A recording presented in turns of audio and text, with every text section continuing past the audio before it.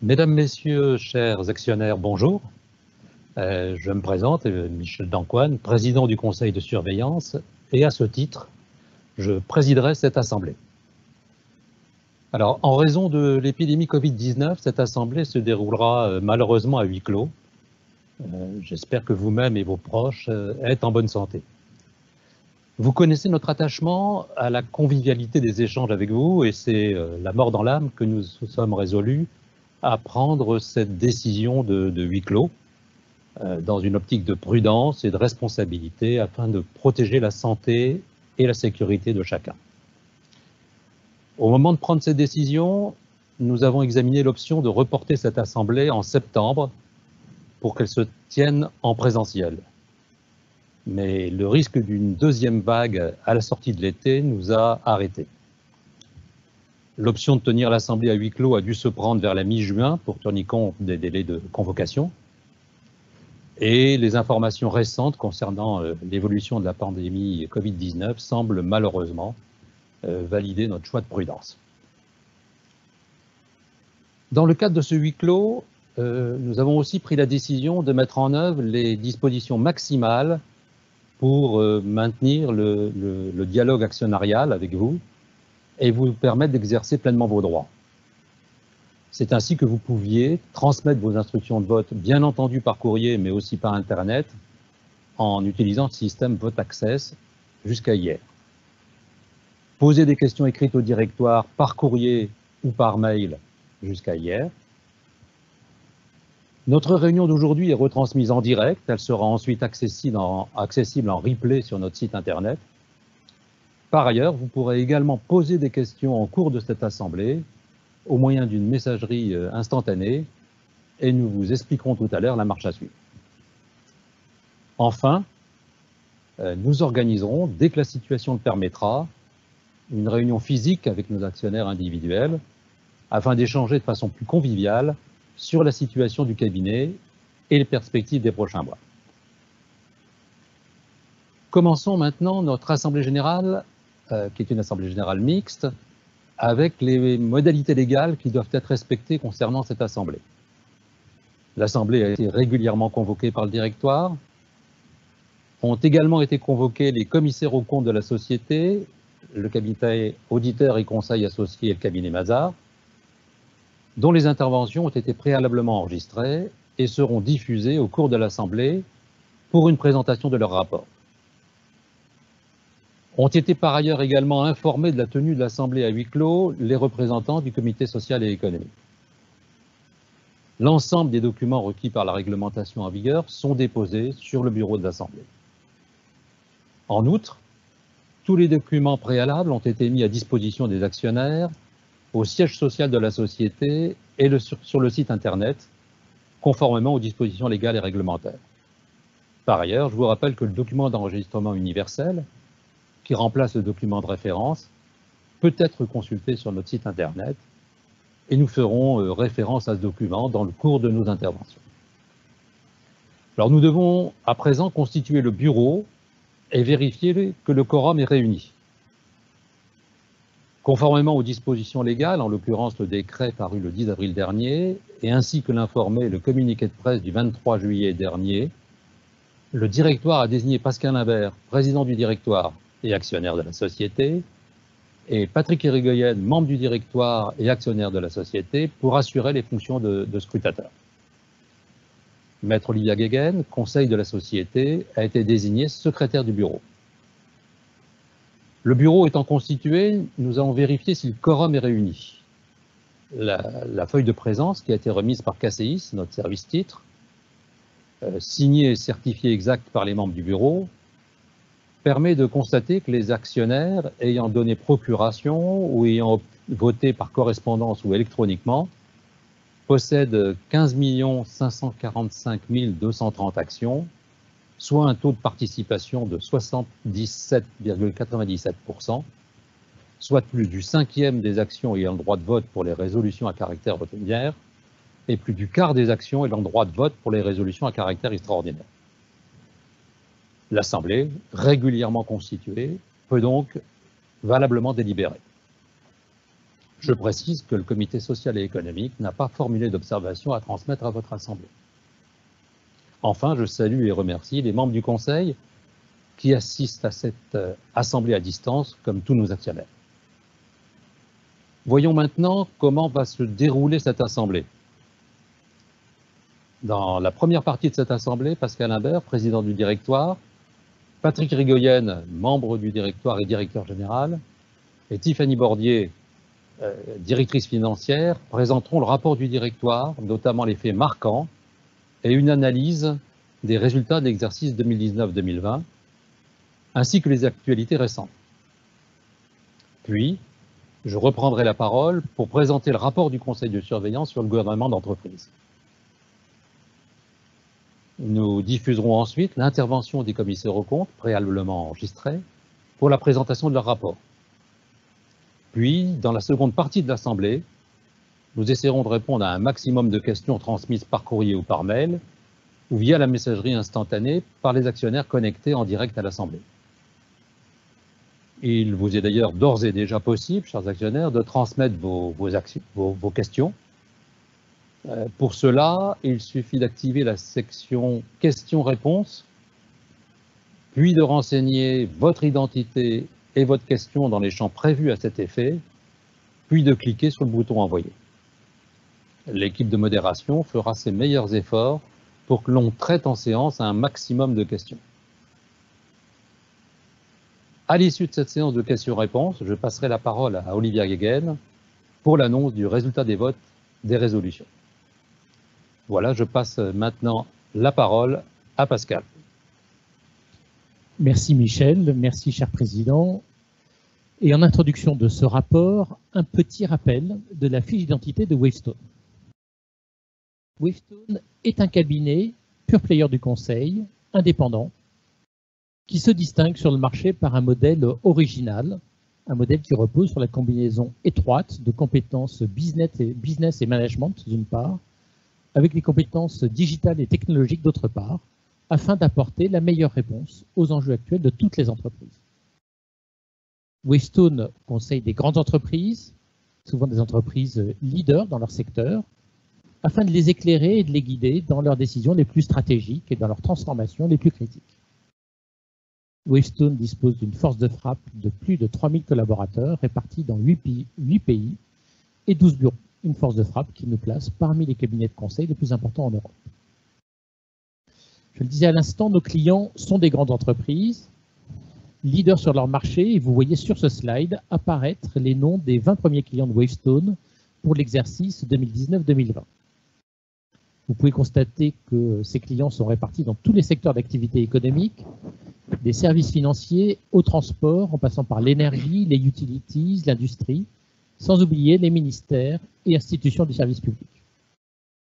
Vous voyez également apparaître la répartition de notre chiffre d'affaires réalisé en majeure partie en France, à hauteur de 85% de notre chiffre d'affaires total, et à l'international pour à peu près 15% de nos revenus. Je laisse maintenant la parole à Patrick Rigoyenne, qui va commenter les faits marquants du dernier exercice écoulé, l'exercice 2019-2020. Bonjour à tous. Wavestone a dégagé une croissance de 8%, soit un chiffre d'affaires total de 422 millions d'euros sur l'ensemble de l'exercice 2019-2020. Les effets de change ont contribué positivement à ce chiffre d'affaires à hauteur de 1,5 million d'euros, soit 0,4 points. Pour rappel, Métis Consulting est consolidé depuis le 1er novembre 2018 et W Group depuis le 1er août 2019. Retraité de ces deux effets périmètres, la croissance s'est établie à 2%. Nous notons que l'impact de la crise sanitaire liée au Covid-19 a été de l'ordre de moins 2 millions d'euros sur le chiffre d'affaires du cabinet, effet perceptible à partir de mi-mars. Examinons maintenant le déroulement de l'année sous l'angle de nos principaux indicateurs. Sur l'ensemble de l'exercice 2019-2020, et tout en absorbant un plan d'embauche dynamique de 900 recrutements, le taux d'activité ressort à 71% contre 75% l'année précédente. Après avoir enregistré une remontée progressive au troisième trimestre, le taux d'activité a fléchi sur le début de l'année civile 2020, avant de subir l'impact des mesures de confinement dans les différents pays à côté de la mi-mars. Pour l'ensemble de l'année, le taux journalier, quant à lui, le taux journalier moyen, s'est établi à 878 € contre 872 € en 2018-2019, grâce à l'apport de W Group à partir du mois d'août 2019. Hors W Group, les prix de vente sont en recul de 1%. Au 31 mars 2020, le carnet de commandes s'élevait à 3,5 mois, contre 3,3 mois à fin septembre 2019, grâce à une bonne prise de commande sur les premiers mois de l'année civile. Quelques mots sur l'évolution de nos effectifs au cours de l'exercice écoulé. Sur l'ensemble de l'exercice, je l'évoquais tout à l'heure, le cabinet a réalisé de l'ordre de 900 recrutements bruts, un recrutement dynamique, jusqu'à la décision prise mi-mars de geler toute nouvelle embauche, compte tenu de la conjoncture économique dégradée. Je précise que la décision du gel de recrutement n'a remis en cause ni les périodes d'essai en cours, ni les contrats signés avant mi-mars. En parallèle, le turnover a décéléré tout au long de l'exercice 2019-2020 pour s'établir à 14% au 31 mars 2020, contre 18% l'année dernière à la même date. Sur un an, en intégrant l'apport de la cinquantaine de collaborateurs permanents ici de W Group, l'effectif de Wavestone a progressé de 400 personnes pour atteindre 3 498 collaborateurs au 31 mars 2020, contre 3 094 un an plus tôt. Point de situation sur l'intégration du cabinet W Group, acquis fin juillet dernier aux États-Unis. Pour rappel, fondé en 2004 et basé à Philadelphie, le métier de W Group est de conseiller les DSI des grandes entreprises dans leurs chantiers liés à la transformation IT et digitale. W Group a réalisé de très bonnes performances sur ce premier exercice au sein de Wavestone. Le projet d'intégration au sein du cabinet est en bonne voie et nous voyons se matérialiser de premières synergies commerciales, notamment entre Wavestone US et W Group. Plus largement, cette acquisition a marqué une accélération du développement de Wavestone aux États-Unis par le changement de dimension avec plus de 100 collaborateurs présents outre-Atlantique, par une plus forte représentation d'entreprises américaines dans notre portefeuille de clients, jusqu'alors très marqué par des filiales européennes de grands groupes. Enfin, pour illustrer l'actualité du cabinet, partageons quelques projets marquants, des projets à fort enjeu de transformation pour nos clients. Par exemple, à travers la transformation dans 6 pays européens des activités assistance automobile et à domicile d'AXA Partners, filiale en croissance d'AXA qui porte le développement des nouveaux services d'AXA sur l'assistance. Également, nous accompagnons une entreprise pharmaceutique majeure dans la digitalisation de sa chaîne de valeur de fabrication de médicaments, avec des objectifs très opérationnels, réduction du délai de mise sur le marché de nouveaux médicaments, amélioration des capacités d'analyse, de modélisation et de prise de décision tout au long du processus. Pour sa part, la Commission européenne nous a mandaté pour évaluer la direction NIS, directive européenne qui définit des règles de cybersécurité à respecter pour les opérateurs européens de services essentiels. Enfin, nous accompagnons l'AIFE, l'Agence pour l'informatique financière de l'État, pour la conduite de l'expérimentation de la facturation électronique entre entreprises, qui fait suite à l'annonce du gouvernement français de rendre obligatoire cette modalité. Voici pour les éléments marquants de cet exercice. Je vous propose maintenant d'entrer dans les détails des résultats financiers avec Tiffany. Merci Patrick. Bonjour à tous. Comme vous pouvez le voir, Wavestone a réalisé sur son exercice 2019-2020 un résultat opérationnel courant de 55,7 millions d'euros, soit une marge opérationnelle courante qui est restée solide à 13,2%.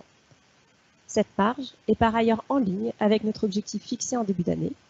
L'amélioration du ratio de prix de vente sur salaire a permis de compenser en partie la baisse du taux d'activité évoquée par Patrick il y a quelques minutes. Autre élément marquant du compte de résultat 2019-2020, nous avons mené en mars dernier une renégociation de notre financement auprès de nos partenaires bancaires pour allonger la maturité de la dette existante, diminuer son coût, mais aussi pour se doter de nouvelles lignes de crédit. Cette opération a généré un surcoût ponctuel, expliquant la hausse du coût de l'endettement financier net. Pour conclure sur ce slide, vous pouvez voir que le résultat net est quasi stable à 31,1 millions d'euros et que la marge nette recule de 0,5 points pour s'établir à 7,4%. Le point marquant du bilan, je souhaite souligner tout d'abord le niveau des capitaux propres de Wavestone, qui sont en progression de 26,3 millions d'euros pour s'établir à 177,1 millions d'euros. Il y a également les écarts d'acquisition qui sont passés à 166,5 millions d'euros suite à l'acquisition de W Group. Comme tous les ans, nous avons testé ces écarts d'acquisition et il n'y a pas de dépréciation à constater dans les comptes. Enfin, dernier élément notable de ce bilan, Wavestone dispose au 31 mars 2020 d'une trésorerie confortable de 65,1 millions d'euros et voit son endettement financier net reculer à 29,1 millions d'euros contre 38,7 millions d'euros l'année précédente. Ceci fait suite à une bonne génération de cash liée à l'activité et notamment liée à l'amélioration du poste client. Petite précision à ce sujet, nous constatons qu'en dépit de la crise sanitaire, nos clients n'ont pas allongé leur délai de règlement. Regardons maintenant la composition du capital de Wavestone. Vous pouvez voir que la part détenue par les fondateurs et mandataires sociaux a augmenté à 55,3%. Cela fait suite à l'intégration dans cette catégorie de la fille de Michel Dancoine, qui a rejoint l'action de concert des fondateurs à l'occasion d'une opération de reclassement de la participation détenue par ce dernier. Le flottant représente désormais près de 35% du capital et les salariés du cabinet 8,2%, dont 2,7% détenus à travers le FCPE Wavestone Action. Comme annoncé en avril dernier, dans le contexte du Covid-19 et du fait du recours à l'activité partielle, nous allons proposer à cette Assemblée de ne pas verser de dividendes. Enfin, dernier commentaire sur ce slide, nous avons créé en avril 2020 un comité consultatif des actionnaires individuels de Wavestone, composé de membres externes et internes. Son objectif est de recueillir les avis sur les différents aspects de la communication actionnaire du cabinet et d'améliorer nos supports de communication.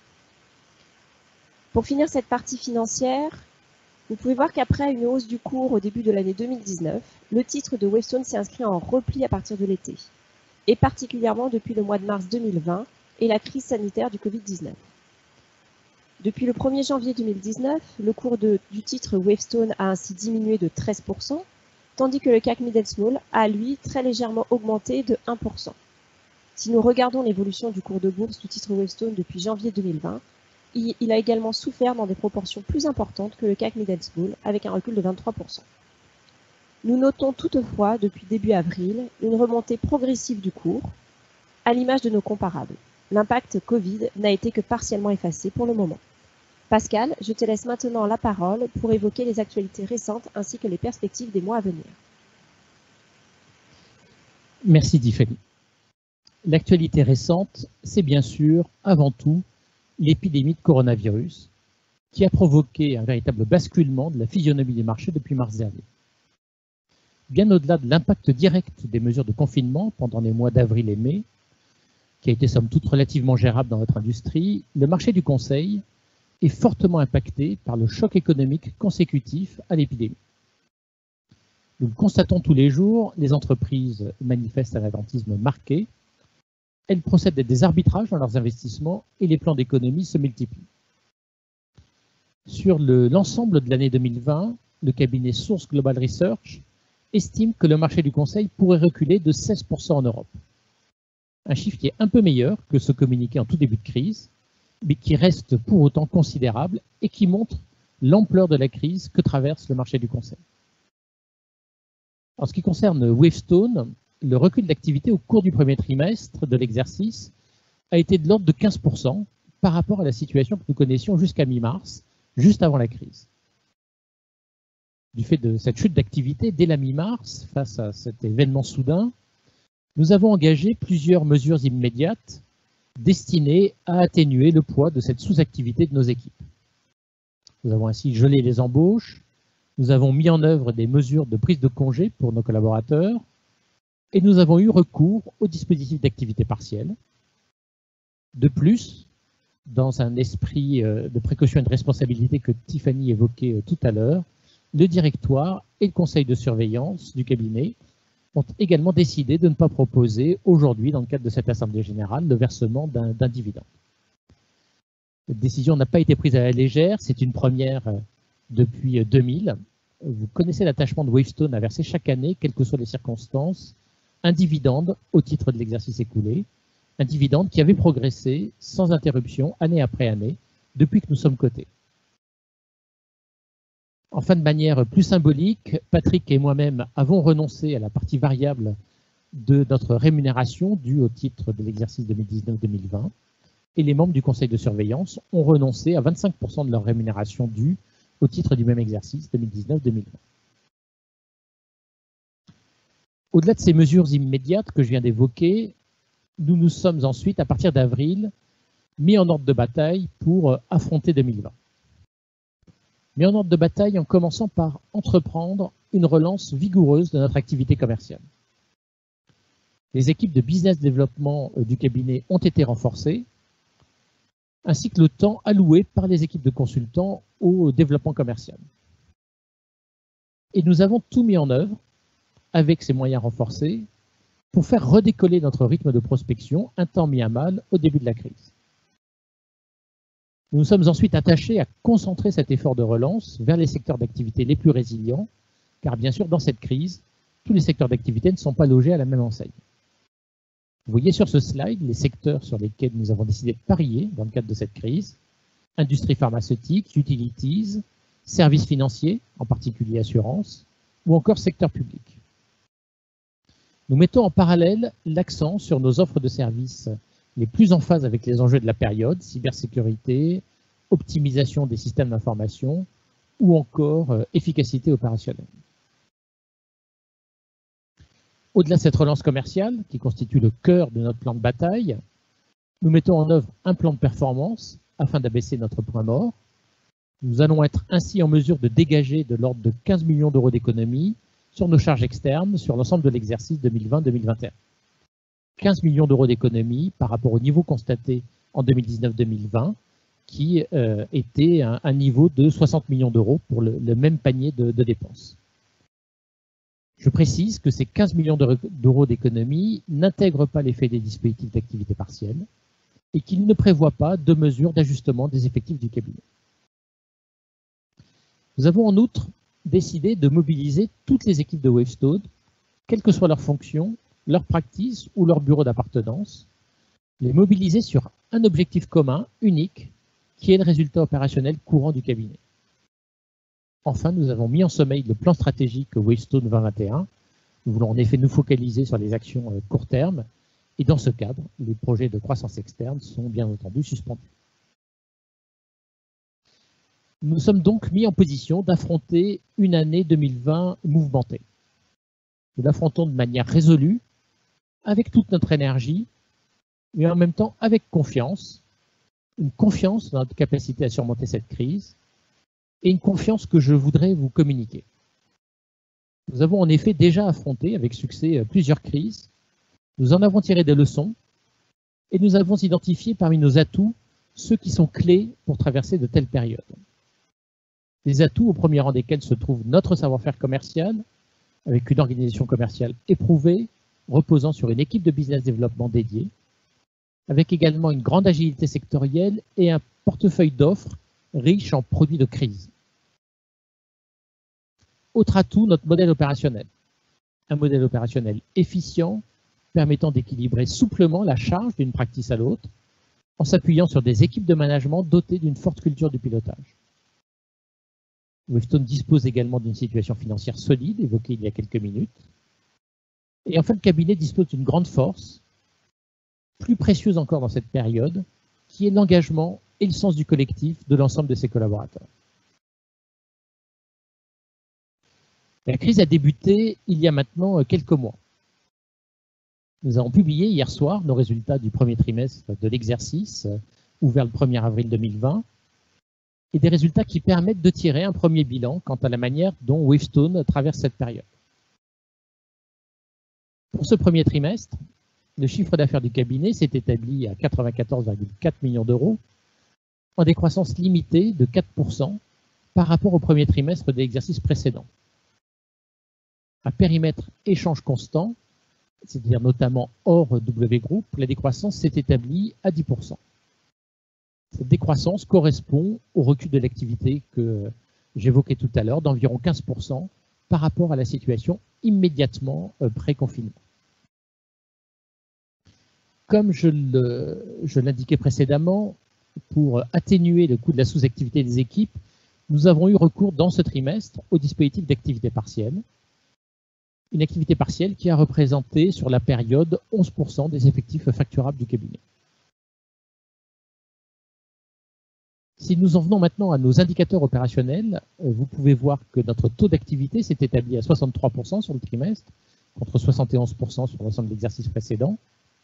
Un taux d'activité au final un peu supérieur aux 60% que nous avions annoncé en début de trimestre, grâce à une amélioration progressive au cours des mois de mai et juin.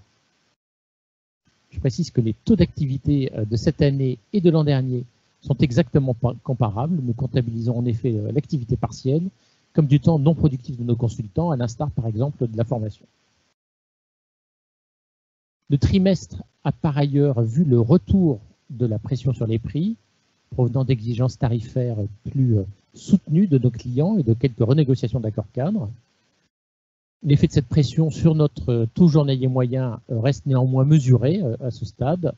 Le taux journalier moyen du trimestre est établi à 857 €, en repli de 2% par rapport au chiffre de l'année dernière de 878 €. Le turnover constaté au 30 juin sur 12 mois glissants s'élève à 15%, contre 14% à fin mars. Il est donc quasi stable. Mais cet indicateur devrait baisser rapidement dans les trimestres à venir, car nous connaissons depuis la fin du mois de mars un rythme de démission en très net recul, divisé à peu près par 2 par rapport au rythme avant crise. Compte tenu du gel des embauches en vigueur depuis mars, les effectifs de Wavestone se sont légèrement repliés sur le trimestre, avec 3 434 collaborateurs au 30 juin 2020 contre 3 498 au 31 mars dernier, soit une décroissance de 2%.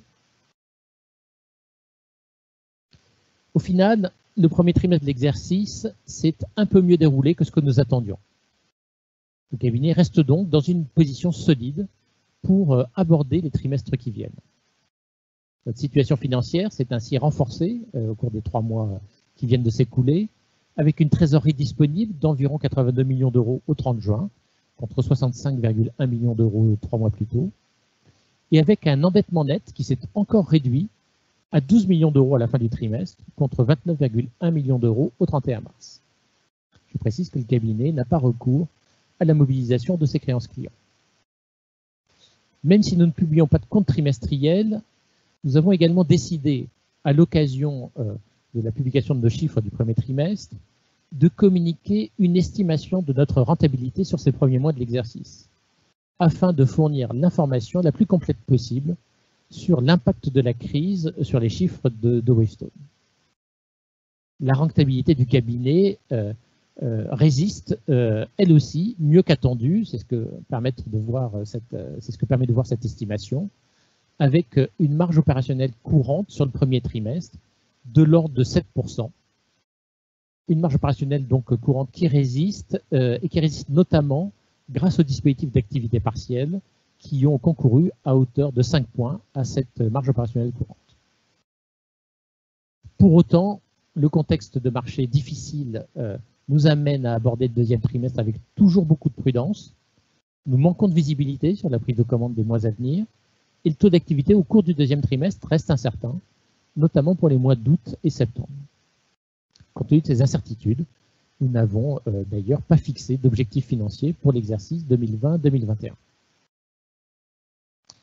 Voilà donc les éléments essentiels que nous souhaitions commenter à propos de l'exercice 2019-2020 et à propos de notre actualité récente.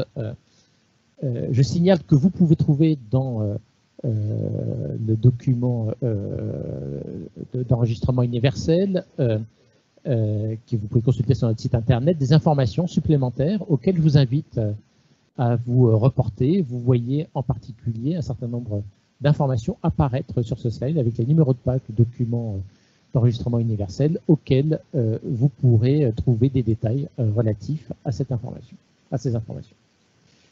Michel, Monsieur le Président, peut-être maintenant je vous repasse la parole parce que ceci conclut notre commentaire sur les éléments de l'exercice écoulé. Merci Pascal. Je vous invite maintenant à consulter le rapport sur le gouvernement d'entreprise établi par le conseil de surveillance que vous trouverez en page 117 du document d'enregistrement universel. Alors dans ce rapport, vous trouverez tout d'abord un chapitre sur la direction et le contrôle de la société qui contient les informations suivantes. Tout d'abord, les mandats et fonctions exercés par les mandataires sociaux. la biographie des membres du conseil du directoire à partir de la page 122. Et dans ce cadre, vous constaterez que le conseil est composé aux 2/3 de membres indépendants. Vous trouverez par ailleurs un paragraphe sur la politique de diversité du conseil, de ses comités et du comité exécutif. Sont décrits ensuite, à partir de la page 126, le fonctionnement et les travaux du conseil, du comité d'audit et du comité des rémunérations. Le conseil s'est réuni 7 fois, avec un taux de présence de 100%, et vous trouverez la liste des points principaux que le conseil a traités en pages 126 et 127. Le comité d'audit, lui, s'est réuni 6 fois, avec un taux de présence de 100%. Là aussi, vous trouverez les points principaux examinés par le comité d'audit en page 128. Le comité des rémunérations s'est réuni, lui, 3 fois, avec un taux de présence de 100%, et vous trouverez les points principaux qu'il a examinés en page 128. Enfin, pour clore ce chapitre, en page 129, vous trouverez mention que le Conseil a adopté le code Middle Next en tant que code de gouvernement d'entreprise, et le Conseil a constaté que la gouvernance mise en place au sein de Wavestone permettait d'appliquer la totalité des recommandations de ce code de gouvernement d'entreprise. Vous trouverez ensuite, toujours dans le rapport sur le gouvernement d'entreprise, ensuite un chapitre sur la rémunération des mandataires sociaux qui contient les informations suivantes. Tout d'abord, la synthèse des rémunérations des mandataires sociaux sur les 3 derniers exercices, en page 130. Et puis ensuite, la consultation sur les éléments de rémunération versés ou dus au cours de l'exercice 2019-2020, qui fera l'objet d'un certain nombre de votes de type C-on-P ex post, les résolutions 7 à 10, et donc c'est décrit à partir de la page 136. Donc vous constaterez les éléments qu'a tout à l'heure évoqué Pascal sur la décision du directoire de renoncer à leur part variable et du conseil de surveillance à 25% de leur rémunération. Vous trouverez également en pages 140 et 141 les ratios de rémunération, c'est un élément nouveau, les ratios de rémunération et évolution de la performance, ratios entre le niveau de la rémunération des mandataires sociaux et les rémunérations des salariés. Enfin, pour clore ce chapitre sur les rémunérations des mandataires sociaux, il y a ensuite la consultation sur les principes et critères composant les éléments de rémunération des dirigeants pour l'exercice 2020-2021. C'est-à-dire donc les éléments de vote sur le ONC ex ante, pour les résolutions 11 à 13 qui sont décrites à partir de la page 141. Vous trouverez un complément d'information à partir de la page 146, avec notamment la description de la procédure d'évaluation des conventions courantes et conclues à des conditions normales, et le tableau des délégations en matière d'augmentation de capital. Enfin, le rapport sur le gouvernement d'entreprise se conclut en page 150 par les observations du conseil de surveillance sur le rapport du directoire et sur les comptes de l'exercice 2019-2020. Le conseil de surveillance n'a pas d'observation à formuler sur ces éléments et il vous invite à approuver les différentes résolutions proposées. Je vous propose que nous diffusions maintenant l'intervention des commissaires aux comptes préalablement enregistrés pour la présentation de leur rapport. Bonjour, mesdames, messieurs, les actionnaires. Nous allons vous présenter nos rapports en tant que commissaire aux comptes de Wavestone SA. Tout d'abord, je vais commencer par le rapport sur les comptes consolidés. En exécution de la mission qui nous a été confiée par votre Assemblée générale, nous avons effectué l'audit des comptes consolidés de la société Wavestone relatif à l'exercice clos le 31 mars 2020. Ces comptes ont été arrêtés par le directoire le 2 juin 2020 sur la base des éléments disponibles à cette date dans un contexte évolutif de crise sanitaire liée au Covid-19. Nous certifions que les comptes consolidés sont, au regard du référentiel IFRS, réguliers et sincères et donnent une image fidèle des résultats des opérations de l'exercice écoulé, ainsi que de la situation financière et du patrimoine de l'ensemble constitué par le groupe Wavestone. Cette opinion est cohérente avec le contenu de notre rapport au comité d'audit. Notre rapport contient une observation qui, sans remettre en cause l'opinion que je viens d'exprimer, attire votre attention sur le point qui est exposé dans la note 3.1.2 de l'annexe des comptes consolidés. Et cette note expose les impacts de la première application de la norme IFRS 16 relative au contrat de location. La justification de nos appréciations a porté sur deux points clés de l'audit, qui sont l'évaluation des écarts d'acquisition et la reconnaissance du chiffre d'affaires sur les prestations au forfait. Les vérifications spécifiques que nous avons menées conformément à nos normes d'exercice professionnel applicables ne nous amènent pas à faire de commentaires particuliers. Si on passe à notre rapport sur les comptes annuels de la société Wavestone SA, donc ces comptes ont aussi été arrêtés à la même date par le directoire et dans le même contexte que celui que je viens de mentionner pour les comptes consolidés. Nous certifions ces comptes annuels et cette opinion est également conforme au rapport que nous avons fait au comité d'audit. Notre justification des appréciations a également porté sur deux points clés d'audit, c'est-à-dire l'évaluation des titres de participation et la reconnaissance du chiffre d'affaires sur les prestations au forfait. Des vérifications spécifiques que nous avons menées ne nous amènent pas non plus à faire de commentaires particuliers. Je vous remercie. Je passe la parole à Paul Arnhem.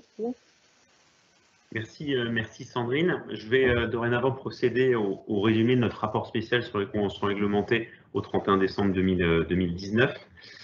Conventions réglementées correspondent aux actes juridiques qui interviennent entre votre société et les personnes visées par la réglementation. Aucune nouvelle convention réglementée n'ayant été portée à notre attention ou à celui du conseil d'administration, notre rapport porte exclusivement sur les conventions antérieurement conclues. En l'occurrence, il existe une convention antérieurement approuvée par votre conseil d'administration et par l'Assemblée générale qui a poursuivi ses effets en 2019, à savoir le mandat social de M. Patrick Irigoyen pour le calcul de ses droits résultant du contrat de travail, sachant que dans le cadre de son mandat social, son contrat de travail avait été suspendu. Merci à vous. Nous rentrons maintenant dans la seconde partie de cette assemblée, avec pour commencer la séance des questions-réponses. Si vous êtes connecté en direct, je vous rappelle qu'il est très simple de nous transmettre vos questions. Il suffit en effet d'activer la section questions-réponses, puis de renseigner votre identité et votre question dans les champs prévus à cet effet, puis de cliquer sur le bouton envoyer. Alors nous allons tout d'abord commencer par les questions écrites qui ont été envoyées préalablement à l'Assemblée. Tout d'abord, deux courriers qui ont été reçus au siège de la société les 30 juin et 7 juillet, deux courriers qui se complétaient au niveau de la question. Et donc, je résume cette question. Pourquoi avoir choisi de faire l'Assemblée générale à huis clos sans laisser le choix aux actionnaires de venir ou non, tandis que certains émetteurs ont décidé de tenir leur assemblée en physique et que la situation sanitaire semble s'améliorer. Pascal, je vous propose de répondre à cette question. Oui, très volontiers. Nous avons pris cette décision de tenir l'Assemblée générale à huis clos le 22 juin dernier en raison des incertitudes qui régnaient quant à l'évolution de l'épidémie. Cette décision nous paraissait s'imposer dans une optique de prudence afin de protéger la santé et la sécurité de nos actionnaires comme celle des collaborateurs de Wavestone en charge de l'organisation de l'Assemblée générale. Et l'évolution récente de l'épidémie semble malheureusement confirmer le bien fondé de cette décision.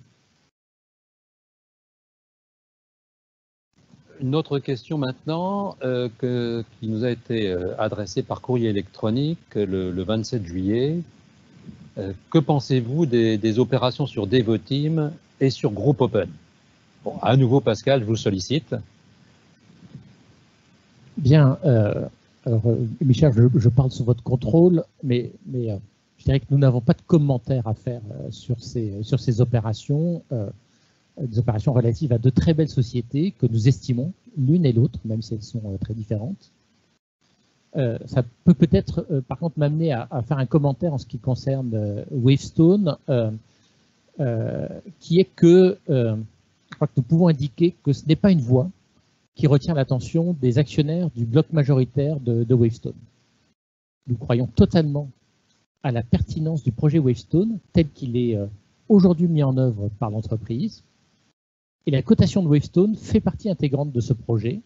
Je dirais même qu'elle constitue un moteur irremplaçable pour le développement de l'entreprise. Donc, nous n'envisageons pas aujourd'hui de suivre une voie comparable à celle retenue par les deux entreprises que vous avez citées. Une autre question, elle aussi reçue par courrier électronique le 27 juillet. Wavestone a-t-il comme ambition de s'élargir au niveau européen dans les 2 ans? Alors Patrick, là je vais vous solliciter.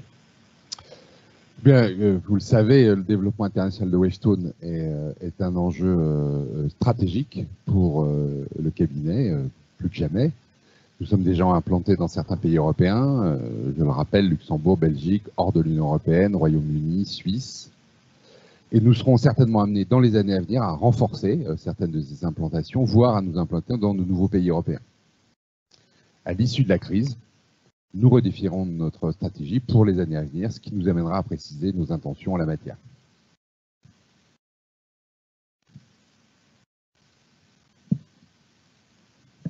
Maintenant, une autre question donc, que nous avons reçue par messagerie instantanée. Pourquoi avoir supprimé la distribution du dividende au titre de l'exercice 2019-2020, alors que la situation de trésorerie au 30 juin 2020 est excellente et que Wavestone a eu un recours très sobre aux dispositifs gouvernementaux, ne touchant que 11% des effectifs? Je vous passe la parole, Pascal. Oui, très bien, très volontiers. Effectivement, je le disais tout à l'heure, c'était une décision difficile parce que, allant à l'encontre de la politique de la société, une politique de versement de dividendes qui était très régulière et à laquelle nous sommes très attachés. Pour autant, nous sommes face à une crise d'une ampleur sans précédent et il est très difficile de dire ce qui va se passer dans les mois à venir. Nous considérons donc qu'il est de notre responsabilité d'être prêt à parer à toute situation, à tout événement, et donc il convient d'épargner notre trésorerie en suspendant le versement de dividendes afin de nous préparer à ces éventualités qui pourraient surgir dans la suite de cette crise. J'ajoute que nous faisons appel à l'activité partielle. Alors oui, nous essayons d'y faire appel d'une manière responsable. Nous avons exclu tout effet d'aubaine et donc l'activité partielle est simplement là pour compenser l'effet de la sous-activité exclusivement due à la crise liée au Covid-19. Mais néanmoins, ce recours à l'activité partielle nous amène à recourir donc aux deniers publics pour préserver notre rentabilité et notre trésorerie. Et donc, il nous paraît logique, dans le même temps, de ne pas entamer cette trésorerie en distribuant une partie par l'intermédiaire des dividendes. Autre question maintenant, là aussi, parvenue par messagerie instantanée. Enfin, ça va être le cas maintenant de toutes les questions que je vais vous évoquer. Qu'est-ce qui vous empêche de mobiliser vos créances clients? Est-ce que l'escompte ou la cession d'AIS, sans parler du factoring, sont des techniques de mobilisation du poste client qui n'ont pas cours chez les cabinets de conseil, ou est-ce que vos banques ne vous en ont jamais parlé? Ce sont des financements peu onéreux qui auraient très certainement permis de dégager des marges de manœuvre supplémentaires pour payer un dividende en 2019-2020. Tiffany, je ne vous ai pas encore passé la parole pour répondre aux questions, c'est à votre tour. Avec plaisir. En fait, on n'a jamais mis en place ce type de financement parce que déjà, il faut savoir que c'est difficile et lourd à mettre en œuvre, à suivre. Donc c'est un levier qu'on ne souhaite pas utiliser en normatif. Par contre, c'est sûr que si jamais le besoin se fait ressentir, qu'on a vraiment un besoin de trésorerie qu'on n'arrive pas à couvrir par nos autres moyens de financement, on n'hésitera pas à actionner ce levier-là. Une autre question. La dernière estimation du cabinet d'analyse Source Global Research prévoit une baisse du marché du conseil de l'ordre de moins 16% en Europe en 2020. L'acquisition de W Group il y a un an, qui opère sur des marchés et une géographie différente de ceux de Webstone, est-elle de nature à atténuer quelque peu cette estimation? Et même si Webstone n'a pas formulé d'objectif financier annuel pour l'exercice en cours, le chiffre d'affaires de l'exercice 2020-2021 est-il susceptible d'afficher un tel recul? Pascal?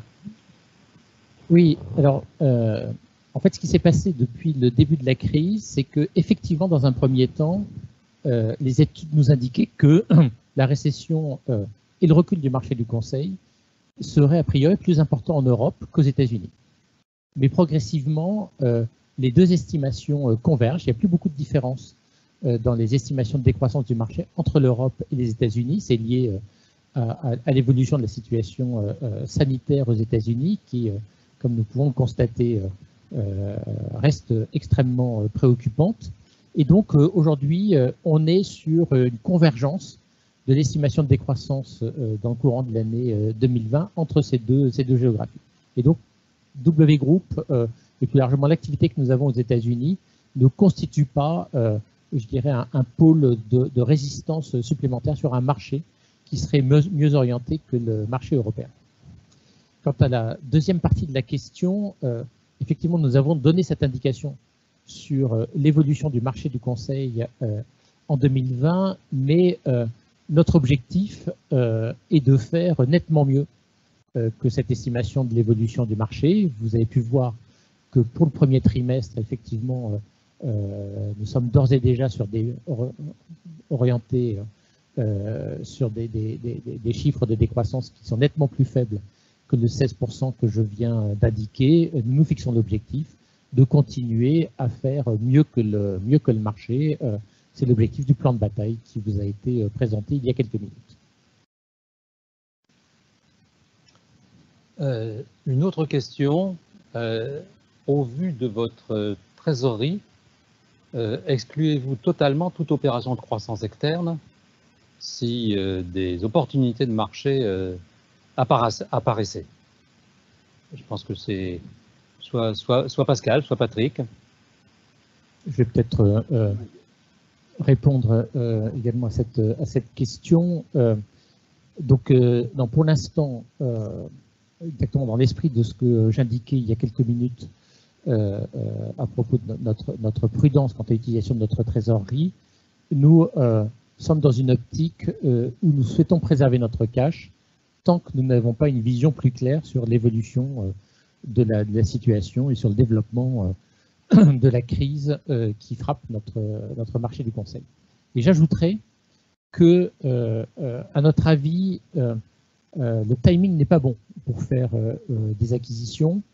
Le prix des sociétés qui pourraient être cédées dans les mois qui viennent n'ont pas convergé vers les nouvelles normes du marché. C'est habituellement le cas dans les périodes de crise. Les prix des vendeurs mettent un certain temps à s'adapter à la nouvelle réalité du marché. Et donc nous prendrions le risque de surpayer les acquisitions que nous pourrions faire. C'est certainement un sujet que nous pourrons réouvrir un petit peu plus tard, notamment dans le courant de l'année 2021. Bien, je pense qu'il n'y a pas d'autres questions. Nous n'avons pas reçu d'autres questions. Merci pour toutes ces questions, toujours comme d'habitude très intéressantes, et j'espère que nous avons répondu avec complétude à ces questions. Donc nous quittons maintenant l'aspect questions et nous allons passer à présent à l'annonce du résultat des votes des résolutions, étant précisé que la société n'a pas reçu de demande d'inscription, de points ou de projet de résolution de la part d'actionnaires. Donc pour la conduite, et enfin pour la présentation en l'occurrence des votes qui ont été faits à distance, je passe à cet effet la parole à Olivia. Olivia, à vous. Merci Michel. Bonjour. Donc, nous allons passer à l'exposé du vote des résolutions et des résultats. Comme vous le savez, la situation sanitaire a conduit la société à décider de tenir à titre exceptionnel l'Assemblée à huis clos.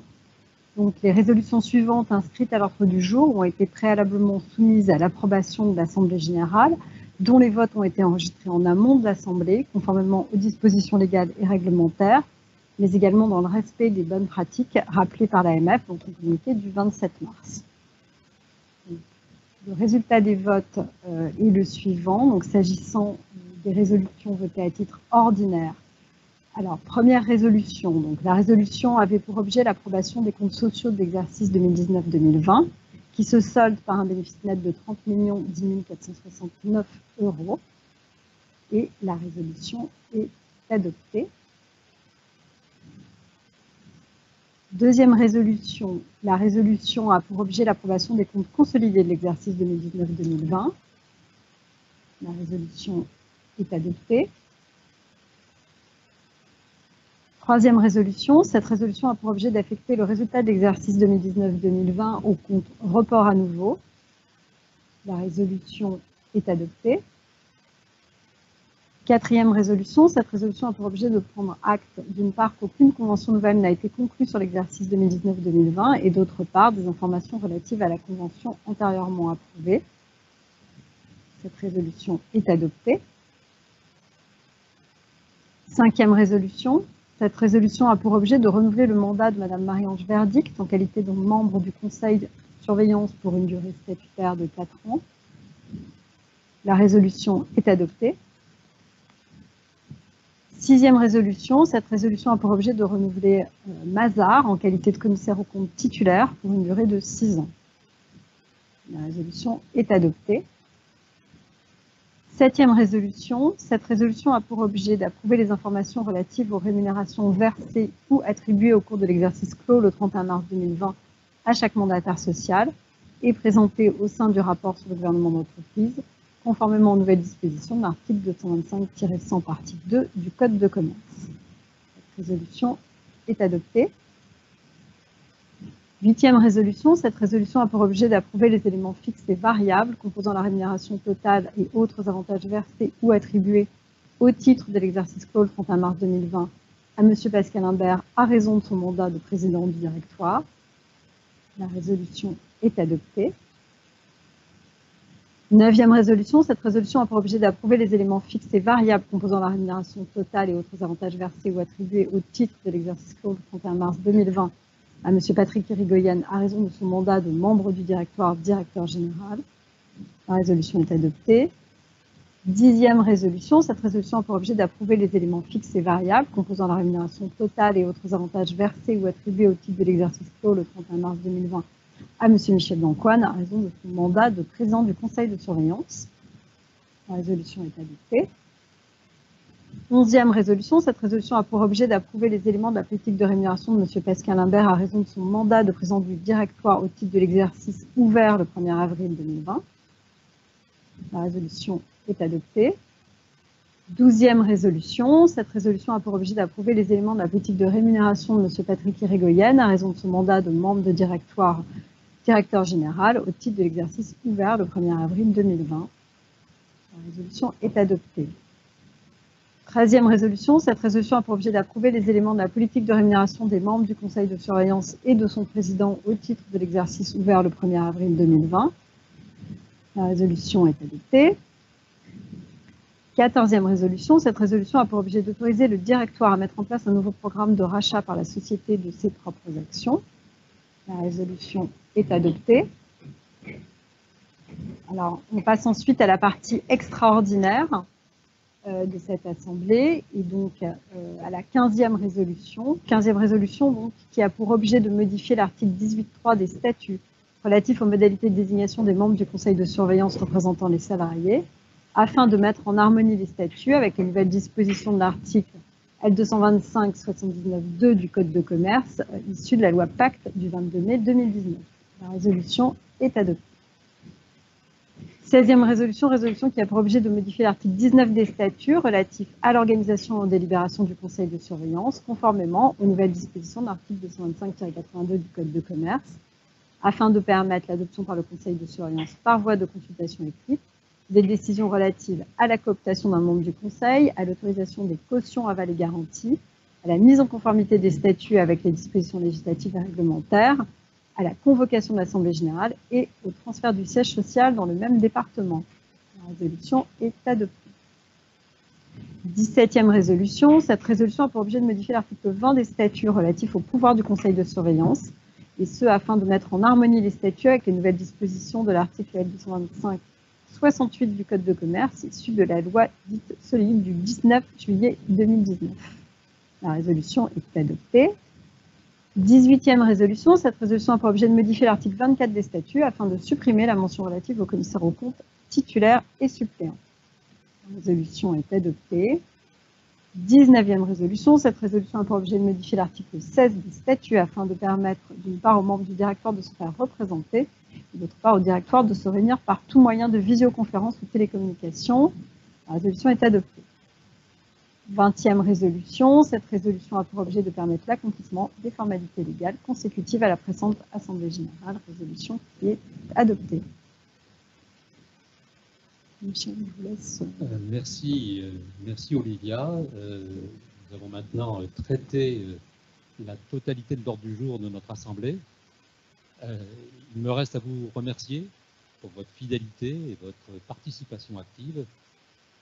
Et à vous dire à l'année prochaine pour notre Assemblée dans un cadre plus convivial, je l'espère, sachant que d'ici là, Pascal vous en parlera, nous avons d'autres moyens de nous réunir.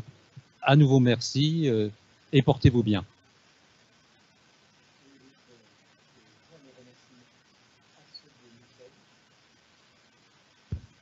Je joins mes remerciements à ceux de Michel. Nous regrettons de ne pas avoir pu vous accueillir pour cette Assemblée générale.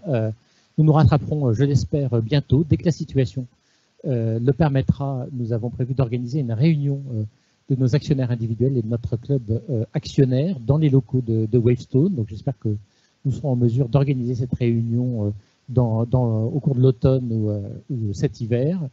Et par ailleurs, je vous donne rendez-vous à la fin du mois d'octobre prochain pour la publication du chiffre d'affaires relatif au premier semestre de l'exercice 2020-2021 de Wavestone. À mon tour, je vous souhaite le meilleur pour cet été et je vous souhaite en particulier une très bonne santé. À très bientôt.